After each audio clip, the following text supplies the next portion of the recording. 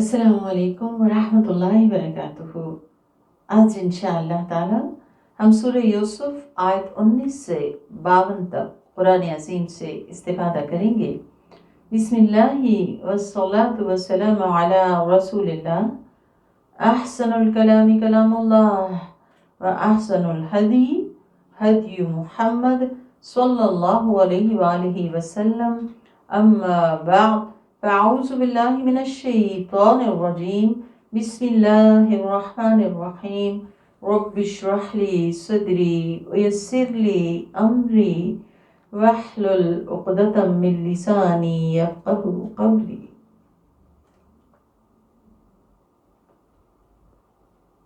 वजाअत सय्यारतुन फ़अरसलू वारिदहुम फ़अदला दलवह।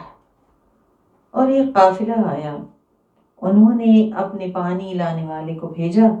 उसने जो ही अपना डोल कुएं में डाला, पुकार उठा, और या बुश्रा, कहने लगा, हाय खुशखबरी, हादा गुलाम, ये तो एक लड़का है, नौजवान।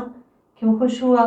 क्योंकि उस जमाने में इंसान बिकते थे, तो उसको लगा कि ये तो मुफ्त का माल हाथ आ रहा है, और उन्होंने माले तिजारत समझकर काफिला वालों से छुपा लिया।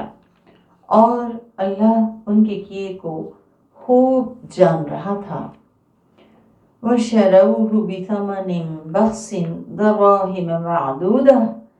और उन्होंने उसे एक मामूली कीमत, चंद टक्कों के एवज बेच डाला।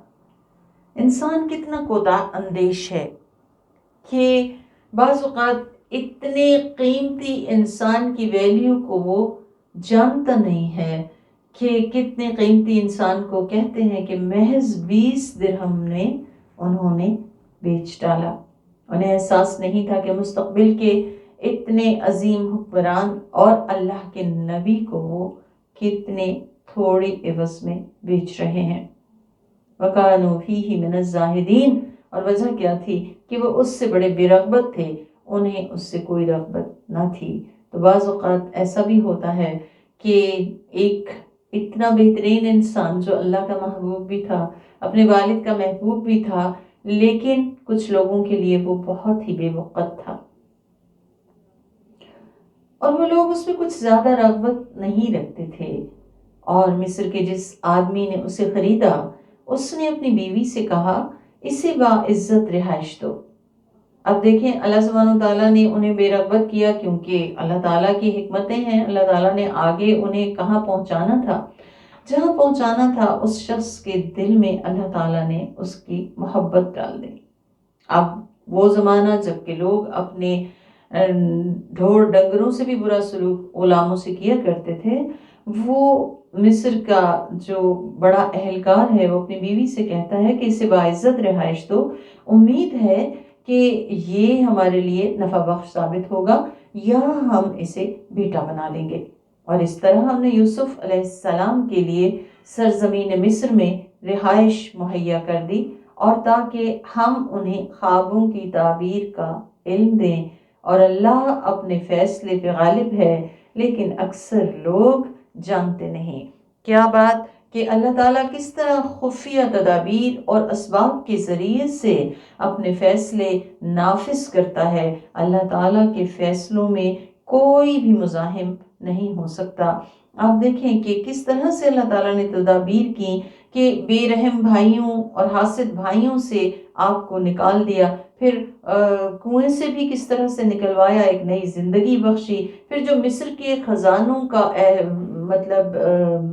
अहलकार था, बड़ा अजीज़ मिस्र था, उसके घर में पहुंचा दिया, क्योंकि अल्लाह सुब्हानहू ताला चाहते थे कि उन्हें मुख्तलिफ तजुर्बात से गुजार कर उन्हें बातों की तह तक पहुंचने का इल्म दिया जाए। और जब वो अपनी जवानी को पहुंच गए, कहते हैं कि 30 से 40 साल की उम्र को पहुंच गए, जिसको कि रुश्द की उम्र कहते हैं, तो हमने उन्हें इल्म व हिकमत अता की। याद रखें, इल्म व हिकमत राहत बदन से हासिल नहीं होती, बल्कि जिंदगी के तल्ख तजर्बात से गुजरने के बाद ही हासिल होती है। अल्लाह ताला कहते हैं, वकज़ालिक नजज़िल मुहसिनीन, हम मुहसिनीन को ऐसा ही बदला दिया करते हैं। اور محسن کون ہوتا ہے؟ جو برا کرنے والے کے ساتھ بھی اچھا کرنے والا ہو، جس کا عمل سراسر راستی اور حسن معاملہ پہ مبنی ہو۔ اور محسن کی جزا کوئی دنیا کا مال اسباب نہیں، حالانکہ اللہ سبحانہ تعالیٰ نے ان کو بادشاہت بھی دی تھی، لیکن یہاں پہ فرمایا کہ ہم نے اسے علم اور حکمت عطا کی۔ تو جس کو حکمت مل جائے اسے بڑی خیر کثیر عطا ہو جاتی ہے۔ اللہ سبحانہ تعالیٰ ہم سب کو حکمت عطا فرمائے علم کے ساتھ ساتھ۔ اب کیا ہوا، ایک اور امتحان آ گیا، اور جس عورت کے گھر میں وہ رہتے تھے اس نے انہیں گناہ پہ ابھارا اور دروازے بند کر دیے اور کہا آ جاؤ، یعنی اپنی خواہش پوری کر لو۔ یوسف علیہ السلام نے کہا اللہ کی پناہ، معاذ اللہ، اللہ کی پناہ، انہو ربی، وہ میرا رب ہے، میرا اللہ جو مجھے دیکھ رہا ہے، میں کیسے اس کی نافرمانی کر لوں؟ یا وہ عزیز مصر کے جس نے مجھ پہ اتنا احسان کیا، میں کیسے اس کی امانت میں خیانت کر لوں کہ جس نے مجھے اتنا اچھا ٹھکانہ دیا۔ بے شک ظالم لوگ کامیاب نہیں ہوتے۔ یہاں ظالم کس کو کہا گیا ہے؟ جو بے وفا ہو، غدار ہو، نہ قدرہ اور نہ شکرہ ہو۔ تو یہاں سے ہمیں محسن کا اخلاق پتہ چلتا ہے کہ وہ اللہ سے ڈرنے والا اور احسان مند انسان ہوتا ہے، اپنے محسن کا احسان ماننے والا ہوتا ہے۔ اور اس عورت نے اس کے ساتھ گناہ کا پختہ ارادہ کر لیا تھا، اور وہ بھی کر لیتا اگر اپنے رب کی برہان نہ دیکھ لیتا۔ اب برہان کیا ہے؟ احسان کرنے والے کے ساتھ دغا نہ کرنا، اور ایک روشن دلیل کا نظر آ جانا، اللہ سبحانہ تعالیٰ کی یاد دل میں آ جانا۔ اور یاد رکھیں کہ برہان سب کو نہیں ملتی، برہان اسی کو ملتی ہے جو کہ اللہ کے ساتھ مخلص ہوتا ہے۔ اللہ تعالیٰ کہتے ہیں كَذَلِكَ لِنَصْرِفَ عَنْهُ السُّوءَ وَالْفَحْشَاءَ، یہ ہم نے اس لیے کیا تاکہ ہم اس سے برائی اور بے حیائی کو دور کر دیں۔ کیا کیا؟ اس کو برہان دکھا دی۔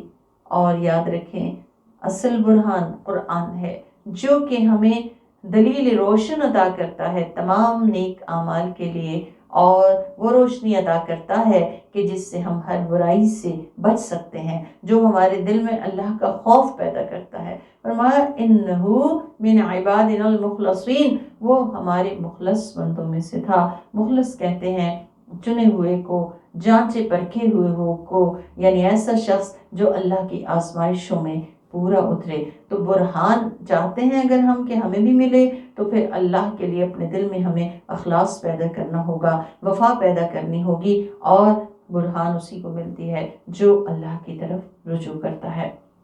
اب کیا ہوا کہ وہ عورت تو چاہتی ہے اپنا مطلب حاصل کرنا، اور یوسف علیہ السلام ایسا کرنا نہیں چاہتے۔ وَاسْتَبَقَ الْبَابَ، دونوں دروازے کی طرف بڑھے، یعنی ایک دوسرے سے آگے بڑھنا چاہا، اور عورت نے ان کی قمیص پیچھے سے پھاڑ دی۔ کیوں؟ کیونکہ یوسف علیہ السلام تو جان بچا کے بھاگنا چاہ رہے تھے، عورت انہیں جانے نہیں دینا چاہ رہی تھی، وہ پیچھے سے پکڑ رہی تھی، لہٰذا جب اس نے پیچھے سے کھینچا تو پیچھے سے قمیص پھٹ گئی۔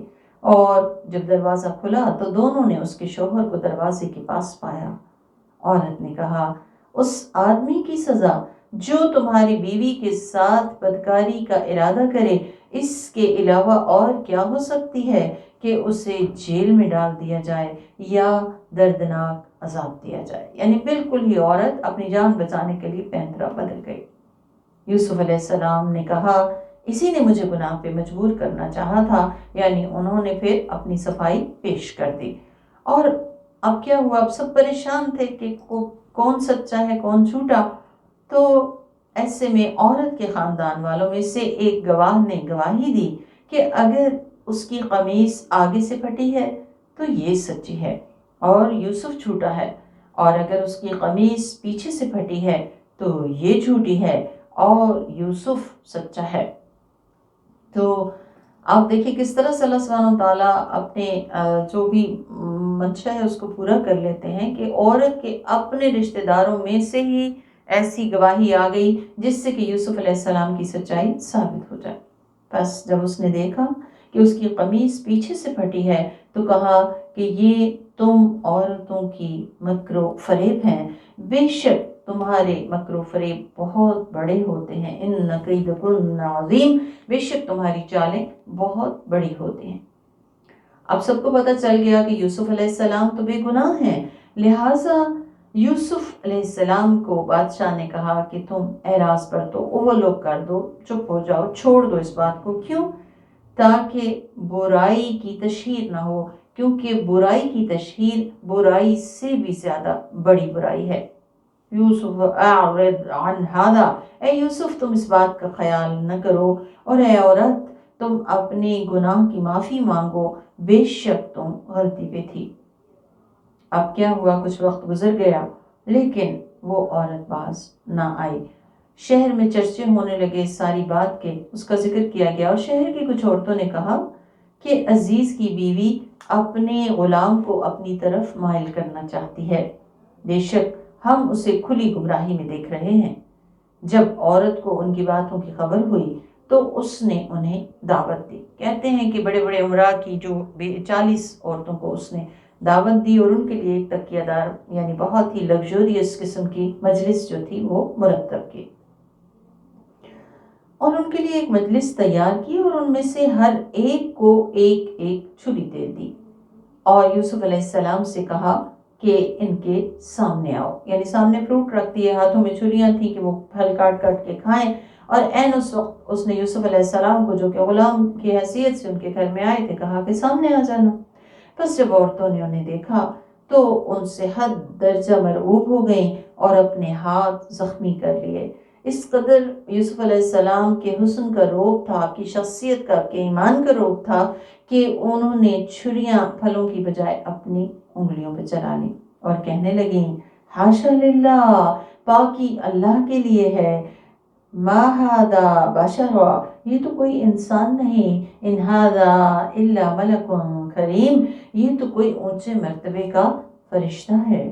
عزیز مصر کی بیوی نے کہا تو یہی ہے وہ جوان جس کے بارے میں تم مجھے برا بھلا کہتی تھی، اور میں نے ہی اسے اپنی طرف مائل کرنا چاہا تھا، یعنی سب کے سامنے اوپنلی اس نے اقرار کر لیا، لیکن اس نے اپنے آپ کو بچا لیا، اور اگر اس نے میرے حکم پہ عمل نہ کیا تو جیل میں ڈال دیا جائے گا اور ذلیل ہو کے رہے گا۔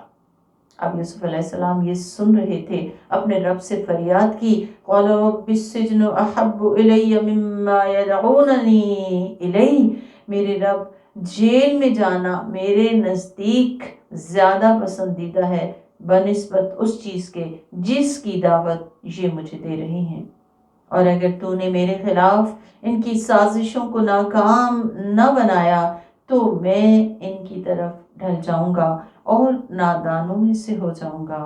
تو ان کے رب نے ان کی دعا قبول فرما لی اور ان کے خلاف ان عورتوں کی سازشوں کو ناکام بنا دیا، بے شک وہ خوب سننے والا اور خوب جاننے والا ہے۔ آپ دیکھیں یوسف علیہ السلام بے بسی میں کسی انسان کو نہیں، اپنے رب کو دیر اینڈ دین بلا رہے ہیں، پکار رہے ہیں، اور ایسی دعا ایسی فریاد کر رہے ہیں کہ جس میں اللہ سبحانہ وتعالیٰ سے یہ گزارش ہے کہ یا رب میں اپنے نفس سے ڈرتا ہوں، کہیں ایسا نہ ہو کہ میں برائی کی طرف مائل ہو جاؤں، تو مجھے قید منظور ہے لیکن تیری نافرمانی، تیری ناراضگی منظور نہیں۔ تو پھر وہ پروردگار جو سب کا سننے اور جاننے والا ہے، اس نے دعا قبول فرما لی۔ پھر یوسف علیہ السلام کی پاک دامنی کی تمام نشانیاں دیکھ لینے کے بعد بھی ان لوگوں کی سمجھ میں یہی بات آئی کہ انہیں کچھ دنوں کے لیے جیل میں ڈال دیں، تاکہ یعنی یہ سارا معاملہ رفع دفع ہو جائے اور بدنامی زیادہ نہ ہو۔ اب جب وہ جیل میں تھے تو ایک اور واقعہ پیش آیا، وَدَخَلَ مَعَهُ السِّجْنَ فَتَيَانِ، یوسف علیہ السلام کے ساتھ 2 اور نوجوان بھی جیل میں داخل ہوئے، یعنی اکٹھے ایک ہی دن یہ قیدی بن کے آئے۔ ان میں سے ایک نے کہا میں دیکھ رہا ہوں کہ شراب نچوڑ رہا ہوں۔ اصل میں ہوا یہ کہ یوسف علیہ السلام کے ساتھ کچھ عرصہ یہ لوگ رہے، ان میں سے 2 یہ جو لوگ تھے انہوں نے خواب دیکھا، کچھ پریشان سے تھے۔ یوسف علیہ السلام نے ان سے پوچھا کہ کیا بات ہے، تم کیوں پریشان ہو؟ اس پر ان میں سے ایک نے کہا کہ میں نے خواب میں دیکھا ہے کہ میں شراب نچوڑ رہا ہوں اور دوسرے نے کہا میں نے دیکھا ہے کہ اپنے سر پہ میں روٹی اٹھائے ہوئے ہوں جس میں سے چڑیاں کھا رہی ہیں، آپ ہمیں اس کی تعبیر بتا دیجئے۔ اِنَّا نَرَاكَ مِنَ الْمُحْسِنِينَ، بے شک ہم آپ کو محسنین میں سے پاتے ہیں، بڑا نیکوکار سمجھتے ہیں۔ کہتے ہیں کہ یہ دونوں لوگ بادشاہ کے خاص ملازم تھے جن پر کہ بادشاہ کو زہر دینے کا الزام تھا۔ ایک بادشاہ کا ساقی تھا جو کہ اس کو شراب اور جو بھی اس نے پینا ہو پلایا کرتا تھا، اور دوسرا اس کا نان بھائی تھا۔ لہٰذا انہوں نے جب یہ خواب دیکھی تو یوسف علیہ السلام سے پوچھا۔ یوسف علیہ السلام نے کہا کہ جو کھانا تمہیں دیا جاتا ہے اس کے آنے سے پہلے میں تمہیں اس کی تفصیل بتا دوں گا۔ یہ اس علم کا حصہ ہے جو میرے رب نے مجھے دیا ہے، یعنی نہ میں نجومی ہوں، نہ کاہن ہوں، نہ یہ میرا کوئی کمال ہے، بلکہ اللہ کے دیے ہوئے علم میں سے میں تمہیں اس کی جو تعبیر ہے وہ بتاؤں گا۔ پھر ساتھ ہی کہتے ہیں اللہ کا بندہ اللہ سبحانہ وتعالیٰ کی طرف سب کو بلانے والا ہوتا ہے۔ کہتے ہیں میں نے ان لوگوں کے دین اور ملت کو چھوڑ دیا ہے جو اللہ تعالیٰ پہ ایمان نہیں رکھتے اور آخرت کا انکار کرتے ہیں، اور میں نے اپنے باپ دادا ابراہیم، اسحاق اور یعقوب علیہم السلام اجمعین کا دین اختیار کر لیا ہے، یعنی میں انبیاء علیہم السلام کے دین پر ہوں جو اللہ کے چنے ہوئے بندے تھے۔ کہنے لگے ہمیں یہ حق نہیں پہنچتا کہ اللہ کے ساتھ کسی کو بھی شریک بنائیں، یہ ہم پر اور اللہ تعالیٰ کا بڑا فضل ہے، لیکن اکثر لوگ شکر ادا نہیں کرتے۔ کیا فضل ہے کہ اللہ تعالیٰ نے ہمیں توحید عطا کی، ہمارا ایک ہی مالک ہے کہ ہمیں اسی سے مانگنا ہے جو بھی ہمیں چاہیے، ہمارا فریاد رس وہ اکیلا ہے، اور توحید اللہ تعالیٰ کا سب سے بڑا انعام ہے، اس پہ بھی دل سے اللہ کا شکر ادا کرنا چاہیے۔ کیونکہ اب سوچیں اگر ایک سے زیادہ آقا ہوتے تو ہم کس کس کے پیچھے جاتے اور کس کس سے مانگتے اور کس کو راضی کرتے اور کس کو ناراض کرتے۔ ایک کو راضی کرنا بنسبت ایک سے زیادہ کو راضی کرنے کے بہت آسان ہے۔ اللہ تعالیٰ ہمیں اس کی توفیق دے اور توحید پہ شکر کی توفیق دے اور توحید پہ جمنے کی توفیق دے۔ یا صاحب السجن، اے میرے قید خانے کے ساتھیو، آپ دیکھیں یہ کتنے نیک ہیں اور بغیر کسی گناہ قصور کے انہیں قید ملی ہے۔ وہ اپنے آپ کی اپنی پاکی کے دعوے نہیں کرتے بلکہ اپنے ساتھیوں کو ساتھی کہتے ہوئے پکارتے ہیں، کہتے ہیں کیا کئی مختلف معبود اچھے ہیں یا اللہ جو واحد ہے اور زبردست ہے؟ تو ان کو توحید کی دعوت بڑے بھرپور انداز سے دیتے ہیں۔ اللہ کے علاوہ تم جن کی عبادت کرتے ہو وہ تو صرف نام ہیں جنہیں تم نے اور تمہارے باپ دادا نے رکھ چھوڑا ہے، اللہ نے ان کے لیے کوئی دلیل نہیں اتاری۔ ان الحکم الا للہ، ہر حکم اور فیصلے کا مالک اللہ تعالیٰ اکیلا ہے۔ جینے کا ہو، مرنے کا ہو، اچھی اور بری تقدیر کا ہو، بارش کا ہو یا خشک سالی کا، سارے احکام اس کے منتظر اور اس کے تابع ہیں۔ اس نے حکم دیا ہے کہ اس کے سوا کسی کی عبادت نہ کرو، یہی دین قیم ہے۔ تو صحیح دین قیم کیا ہے؟ اللہ تعالیٰ کو واحد و احد ماننا اور اس کی بندگی اور اس کی فرما برداری بجا لانا۔ لیکن مسئلہ کیا ہے؟ وَلَكِنَّ أَكْثَرَ النَّاسِ لَا يَعْلَمُونَ، لیکن اکثر لوگ علم نہیں رکھتے۔ اے جیل کے ساتھیوں، اب وہ پہلے تو توحید کی دعوت دیتے ہیں، اس کے بعد ان کا مدعا جو تھا اس کو بیان کرتے ہیں۔ کہتے ہیں جیل کے ساتھیوں، تم میں سے ایک اپنے بادشاہ کو شراب پلائے گا لیکن دوسرے کو پھانسی دے کر سولی پہ چڑھا دیا جائے گا، پھر چڑیاں اس کے سر میں سے نوچ نوچ کے کھائیں گی۔ جس بارے میں تم پوچھ رہے ہو اس میں اللہ کا فیصلہ صادر ہو چکا ہے، یعنی یہ فیصلہ اللہ کی طرف سے قطعی ہو چکا ہے، تبدیلی نہیں ہو سکتی۔ اور ان دونوں میں سے جس کے بارے میں ان کا خیال تھا کہ وہ نجات پا جائے گا، اس نے کہا کہ اپنے بادشاہ سے میرے بارے میں بات کرنا، یعنی اسے بتانا کہ میں اس طرح سے بے گناہ یہاں قید ہوں اور جو بھی میری پالیٹیز ہیں وہ بتانا۔ لیکن شیطان نے اس کے دماغ سے یہ بات بھلا دی کہ بادشاہ کے سامنے اس کا تذکرہ کرتا۔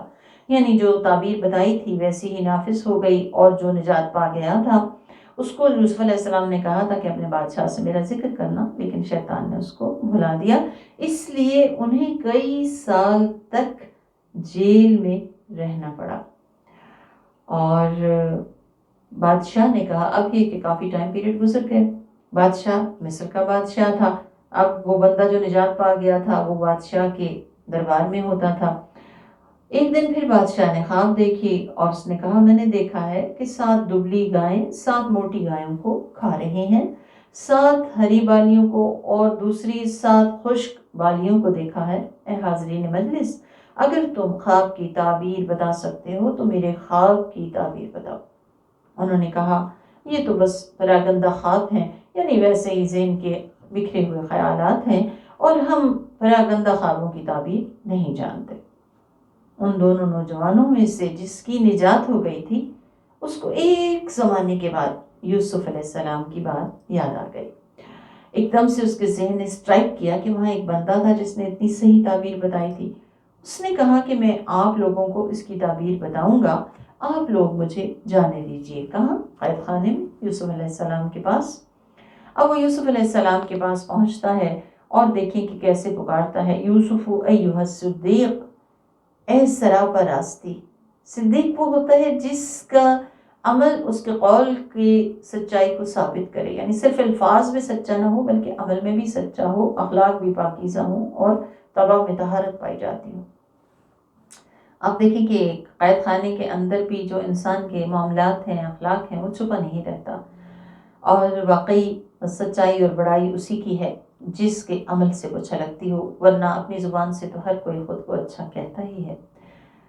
بہرحال اس نے کہا، اے یوسف صدیق، ہمیں اس خواب کی تعبیر بتائیے کہ 7 دبلی گائیں 7 موٹی گایوں کو کھا رہی ہیں، اور 7 ہری بالیاں ہیں اور دوسری 7 خشک بالیاں ہیں، تاکہ میں واپس جا کے لوگوں کو بتاؤں تو ان کو علم ہو، یعنی میں تعبیر بتاؤں، ان کو پتہ چلے کہ آپ کتنی اچھی تعبیر بتاتے ہیں۔ یوسف علیہ السلام نے کہا، تم لوگ مسلسل 7 سال تک کاشت کرو گے اور فصل کاٹنے کے بعد اسے بالیوں میں ہی رہنے دینا، سوائے اس تھوڑے حصے کے جو تم کھاؤ گے۔ پھر اس کے بعد 7 مشکل سال آئیں گے، یعنی قحط سالی کے، جو پہلے سے ان سالوں کے لیے تمہارے جمع کردہ غلوں کو کھا جائیں گے، سوائے معمولی مقدار کے جو تم نے احتیاط سے محفوظ رکھا ہوگا۔ پھر اس کے بعد ایک اور سال آئے گا جس میں لوگوں کے لیے خوب بارشیں برسائی جائیں گی اور خوب وہ رس نکالیں گے۔ اب یہاں پہ یوسف علیہ السلام کو دیکھیں کہ انہوں نے کسی ناراضگی کا اظہار نہیں کیا کہ تم نے میری بات پہلے نہیں بتائی، اب پھر تعبیر پوچھنے آ گئے ہو، بلکہ نہ صرف تعبیر بتائی، اس کے ساتھ ساتھ خیر خواہی سے ان کو حل بھی بتایا کہ تمہارے ساتھ جو مشکل معاملہ پیش آنے والا ہے اس میں حل یہ ہے کہ تم اپنے غلے کو اس طریقے سے محفوظ رکھنا تاکہ وہ گھن سے محفوظ رہے۔ بادشاہ نے کہا، اسے میرے پاس لے آؤ۔ بادشاہ کو ان کے قدر و منزلت کا اندازہ ہو گیا۔ پس جب ان کے پاس قاصد آیا تو انہوں نے کہا، اپنے بادشاہ کے پاس جاؤ اور اس سے پوچھو کہ ان عورتوں کے بارے میں اسے کیا خبر ہے جنہوں نے اپنے ہاتھ کاٹ لیے تھے۔ اب ان کو اندازہ ہو گیا تھا کہ بادشاہ کو ان کے قدر و منزلت کا اندازہ ہو گیا ہے، لیکن وہ چاہتے تھے کہ جھوٹا الزام جو ان پہ لگا ہے وہ دھل جائے، پھر وہ باہر جائیں۔ پھر اللہ کا بندہ ہر حال میں اللہ کو یاد رکھتا ہے۔ انہوں نے کہا، ان ربی بکیدہن علیم، بے شک میرا رب ان کی چالوں سے خوب واقف ہی ہے، لیکن لازم ہے کہ بندوں کو بھی سچائی کا علم یعنی ہونا چاہیے۔ بادشاہ نے پوچھا، تم عورتوں کا کیا واقعہ ہے جب تم نے یوسف کو گناہ پہ اکسایا تھا؟ تو انہوں نے کہا، بے عیب تو اللہ ہی کی ذات ہے، ہم نے اس میں کوئی برائی نہیں پائی۔ اللہ تعالیٰ نے کیسے انہی کے ذریعے سے یوسف علیہ السلام کی برات واضح کر دی، اور وہ کہنے لگیں، عزیز کی بیوی بولی، اب حق کھل کے سامنے آ گیا ہے، میں نے ہی اسے گناہ پہ اکسایا تھا اور وہ بالکل سچا ہے۔ یوسف علیہ السلام نے کہا، میں نے یہ سوال اس لیے کیا تھا تاکہ عزیز کو یقین ہو جائے کہ میں نے پوشیدہ طور پر اس کی عزت میں خیانت نہیں کی ہے، اور بے شک اللہ تعالیٰ خیانت کرنے والوں کی چالوں کو کامیاب نہیں ہونے دیتا۔ آج کا ہمارا جملہ یہی ہے، وَأَنَّ اللَّهَ لَا يَهْدِي كَيْدَ الْخَائِنِينَ، کہ بے شک اللہ تعالیٰ خیانت کاروں کی چالوں کو کامیاب نہیں کرتا، یعنی حق واضح ہو کے رہتا ہے، ثابت ہو کے رہتا ہے۔ امانت دراصل کسی شخص پہ بھروسے اور اعتماد کا نام ہے، اور عربی میں امانت کہتے ہیں کل ودیعۃ امانہ، ہر بخشی گئی سونپی گئی چیز امانت ہے۔ صاحب حق کو اس کا حق دینا امانت ہے، ذمہ داری کو پورا کرنا امانت ہے۔ عہدہ اور منصب بھی امانت ہے، یعنی عہدہ اور منصب اس کو دیا جائے جو اس کا اہل ہو، تو یہ بھی امانت سے تعلق رکھتا ہے۔ مجلس کے راز بھی امانت ہیں، میاں بیوی کے تعلقات بھی امانت ہیں۔ تو امانت کا جو دائرہ کار ہے وہ صرف مال تک یا کسی جنس تک نہیں، بلکہ اس کا احاطہ بہت زیادہ چیزوں تک ہے۔ امانت ہر چیز کی ہے۔ زبان کی امانت کیا ہے؟ کہ اسے جھوٹ سے، غیبت سے، چغلی سے، فحش سے پاک رکھا جائے۔ آنکھ کی امانت کیا ہے؟ کہ اسے حرام دیکھنے سے بچایا جائے۔ کان کی امانت کیا ہے؟ کہ اسے لہو، لعب اور جھوٹ اور فحش سے محفوظ رکھا جائے۔ یاد رکھیں، امانت داری کو ہی رسول اللہ نے ایمان قرار دیا اور فرمایا لا ایمان لمن لا امانت لہ، اس کے اندر ایمان ہی نہیں ہے جو امانت کی پاسداری نہ کرے۔ قرآن کہتا ہے ان اللہ لا يحب الخائنین، اللہ تعالیٰ خیانت کاروں سے محبت نہیں رکھتا۔ اللہ کے رسول صلی اللہ علیہ وآلہ وسلم نے فرمایا کہ جس نے تمہارے پاس امانت رکھی اس کی امانت ادا کرو، اور جس نے تم سے خیانت کی تم اس سے بھی خیانت نہ کرو۔ تو خیانت کا کوئی آپشن ایک مومن کے پاس نہیں ہوتا۔ آپ صلی اللہ علیہ وسلم نے یہ بھی فرمایا کہ جب تم سے کوئی شخص بات کرے اور ادھر ادھر دیکھے تو وہ بھی تمہارے پاس امانت ہے۔ یعنی امانت صرف کہہ کر بولنے سے امانت نہیں بن جاتی، بلکہ انسان کا جیسچر بھی بتاتا ہے کہ اگر کوئی شخص آپ سے اپنے دل کی، اپنے راز کی بات کرتا ہے اور اسے ڈر ہے کہ کوئی ادھر ادھر سے سن نہ لے، اگرچہ اس نے آپ کو منہ سے بول کے منع نہیں کیا کہ یہ کسی کو نہ بتانا، تو وہ بھی امانت ہے۔ ایک مومن پر یہ لازم ہے کہ وہ امانتوں کی پاسداری کرے، اور امانت جو ہے اس کا تعلق چونکہ ایمان سے ہے، اور نفاق جو ہے اس کی ایک علامت امانت میں خیانت بھی ہے۔ اللہ تعالیٰ سے دعا ہے ہمیں تمام امانتوں کی پاسداری کی توفیق عطا فرمائے۔ بارک اللہ فیکم، والسلام علیکم ورحمۃ اللہ وبرکاتہ۔